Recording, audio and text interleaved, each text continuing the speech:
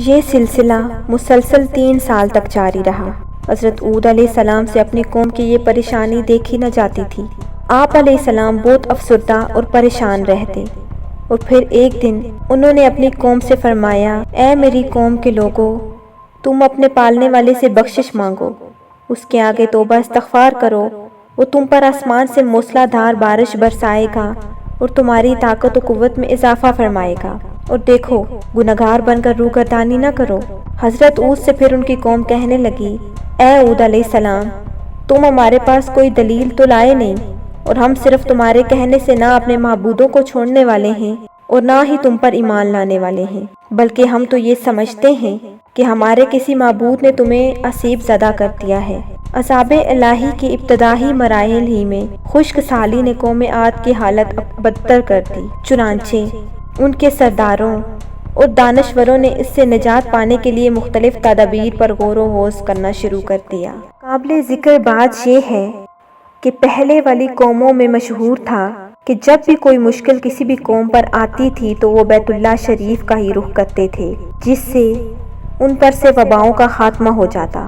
قوم عاد کے بزرگوں نے بھی فیصلہ کیا کہ بیت اللہ جایا جائے، چنانچہ 90 افراد پر مشتمل ایک وفد حجاز مقدس کی طرف روانہ ہوا۔ مکہ مکرمہ میں اس وقت قوم عمالقہ کی حکومت تھی، اور ان کا سردار جرار بن طارق کہا جاتا ہے۔ جرار بن طارق کی بیوی قوم عاد میں سے تھی، اس لیے جیسے ہی قوم عاد کا وفد پہنچا تو جرار اور اس کی بیوی نے ان کی بہت خدمت کی اور شراب و شباب کی محافل کا انعقاد کیا۔ حضرت امام طبری نے لکھا ہے کہ تقریباً 1 ماہ تک وہ اپنے وفد اپنے مقصد سے غافل ہو کر رقص و سرور کی محفلوں میں مشغول رہا۔ پھر ایک دن جرار بن طارق نے اپنی رقاصہ اور گانے والیوں کے ذریعے سے اشعار میں ان کو یاد کروایا کہ وہ کس مقصد سے حجاز مقدس میں آئے بیٹھے ہیں۔ پھر انہیں ہوش آیا تو یہ لوگ بیت اللہ پہنچے اور رو رو کر اللہ پاک سے بارش کی دعا کرنے لگے۔ ایک دم سے کالے بادل چھا گئے۔ قوم عاد کے لوگ خوش ہو گئے کہ ہماری دعا قبول ہو گئی اور بارش ہونے والی ہے، چنانچہ انہوں نے تیاری کی اور اپنے علاقے احقاف کی طرف نکل پڑے۔ لوگوں کی خوشی کی انتہا نہ رہی تھی، یہ دیکھ کر کہ جیسے جیسے وہ وفد اپنے علاقے کی طرف جا رہا تھا، آسمان سے بادل بھی ان کے ساتھ ہی تھا۔ حضرت ہود علیہ السلام نے جب کالے بادل دیکھے تو وہ سمجھ گئے اللہ کا وعدہ پورا ہونے کا وقت آ گیا ہے اور اب یہ لوگ عذاب میں مبتلا ہونے والے ہیں۔ لہٰذا انہوں نے ایک بار پھر اپنی قوم کو مخاطب کرتے ہوئے فرمایا، اے میری قوم، یہ اللہ کا عذاب ہے جو تم پر نازل ہوا جاتا ہے۔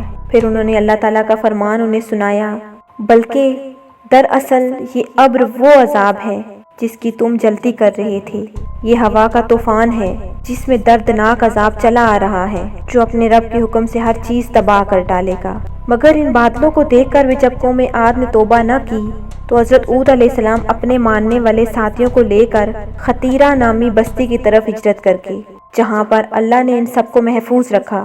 بس حضرت ہود کی ہجرت کی دیر تھی کہ کالے بادل اور سیاہ ہوتے گئے اور طوفان آ گیا۔ قرآن کریم میں ہے، اللہ نے تیز آندھی کا یہ عذاب 7 راتوں اور 8 دنوں تک مسلسل جاری رکھا۔ آندھی نے کسی ایک کو بھی باقی نہ چھوڑا، یہ ہر ایک کے پاس پہنچ گئی۔ غاروں کے اندر، پہاڑوں کی گھاٹیوں اور چوٹیوں، گھروں، محلات اور قلعوں کے اندر سب کو فنا کر ڈالا، یہاں تک کہ احقاف کا سارا علاقہ صحرا میں بدل گیا اور سارے لوگ اور محلات ریت میں دفن ہو گئے۔ نبی کریم صلی اللہ علیہ وآلہ وسلم نے فرمایا کہ وہ آندھی جس کے ذریعے قوم عاد ہلاک کی گئی، اللہ نے ان پر انگوٹھی جتنی جگہ کے مثل ہوا کھولی تھی، پس وہ ہوا پہلے دیہات میں گئی اور وہاں کے لوگوں اور مویشیوں اور مالوں کو اٹھایا اور آسمان اور زمین کے درمیان لے گئی۔ حدیث شریف میں آتا ہے، عائشہ صدیقہ نے حضور نبی کریم سے پوچھا، یا رسول اللہ، لوگ تو بادل دیکھ کر خوش ہوتے ہیں کہ اب بارش ہوگی، لیکن آپ کے چہرے پر اس کے برعکس تشویش کے آثار نظر آتے ہیں۔ آپ صلی اللہ علیہ وآلہ وسلم نے فرمایا، اس بات کی کیا ضمانت ہے کہ اس بادل میں عذاب نہیں ہوگا، جبکہ ایک قوم ہوا کے عذاب سے ہلاک کر دی گئی۔ اس قوم نے بھی بادل دیکھ کر کہا تھا، یہ بادل ہے جو ہم پر بارش برسائے گا، اس لیے جب بھی بادل دیکھیں تو یہ دعا کریں، اے اللہ پاک، میں اس بادل میں چھپے خیر کا طالبگار ہوں، اور جو شر اس میں موجود ہے میں اس سے تیری پناہ مانگتا ہوں۔ اللہ پاک سے دعا ہے کہ وہ ہم پر اپنا کرم اور فضل فرما کر ہمیں اپنے نیک بندوں میں شامل فرمائے، آمین۔